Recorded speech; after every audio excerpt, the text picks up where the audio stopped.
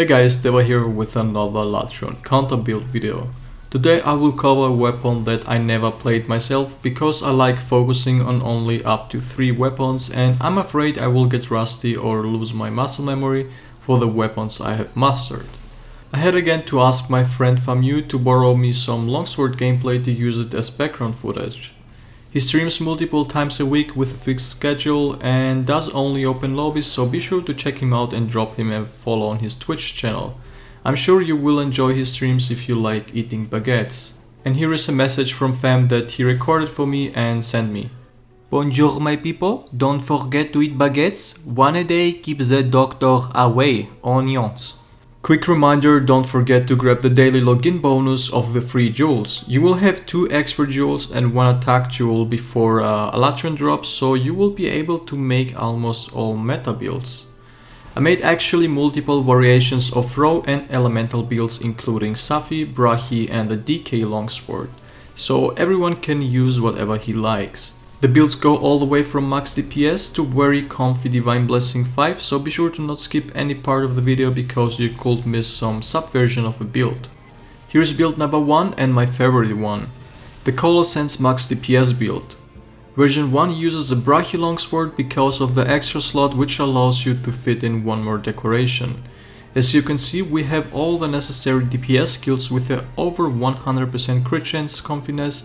This will be good when you miss tenderized weak spots or Alatreon is not agitated. The trick to have 100% uptime on Coalescence without to even sheath your weapon is to put only 2 blight resistance. This will make all elemental blights last for only 10 seconds. Since Alatreon is spamming elemental attacks, you're always gonna get a blight and after 10 seconds you will see Coalescence activated. This will be a nice 5% damage boost.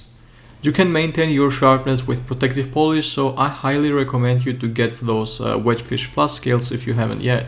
Literally 1 quest gives you 5 of them and 5 last over 300 sharpenings. Recovery Up is a top tier skill, but I always put only 1 in the build so the other 2 can be on the Rocksteady mantle or whatever mantle you use. It increases your health regeneration by 30%.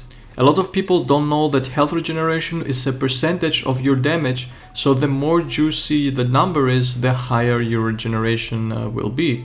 That's why Greed Swords heal in only 1 good hit. I was also able to fit in free meal, which will be insane against Alatreon since you need to use a lot of healing and max potions or other instant healing items. Guts comes also for free and this will prevent you from getting one-shotted as long as your HP is about 40% or above. Here is a second version of the build. Safi does have only 5% less comfort affinity but still 100% on weak spots. They both deal exactly the same damage, but I went for Safi with white sharpness for the sake of more sharpness comfort. If you want more damage you can use 2 times sharpness 5. Or if you want more sharpness comfort, you can replace an attack upgrade with sharpness 5. Moving on to build number 2, which has a little bit less DPS but therefore has more confidence on sharpness due to Master's Touch. For that I had to sacrifice free meal and Coalescence, but I also went with 3 blight resistance to completely negate elemental blights. Again, both do exactly the same damage. If you want more damage you can replace 2 attack upgrades with 2 sharpness. And Safi will beat Brahi, but these are paper stuff guys, 1% damage difference is not noticeable in hands, so it's up to you which one you use. Brahi has, by the way, 20% more blast, which can beat Safi if you get 1 extra blast, but it's still like 1%, literally no difference. This time on augments you can go with 1 affinity instead of 1 attack for the sake of keeping your sharpness and doing more consistent damage. We may reach 100% crit chance, but that require agitator active and tenderized weak spots, so it's always nice to have a little bit over 100% affinity like 115 or 120 for when you're not hitting weak spots or when agitator is not active. Build number 3 and last row build is a comfy build which sacrifices a bit more damage for more comfort. The Divine Blessing 5 build will protect you from dying even though you're using a Longsword, and dodging with Longsword Foresight Slash should not be a big deal.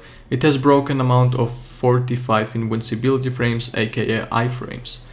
But to each their own. And oh wait, why Gamma? Gamma Armor here again fits one more skill, in which this case is Recovery Up. But if you're one of those Monsanto Vault Karens that will scream my 100 defense and complaining about the Gamma parts instead of taking the 10% health regeneration from Recovery Up, here is a full Master Rank version of it, no problems. To be honest, both options are exactly the same effective HP, but I love teasing people, sorry.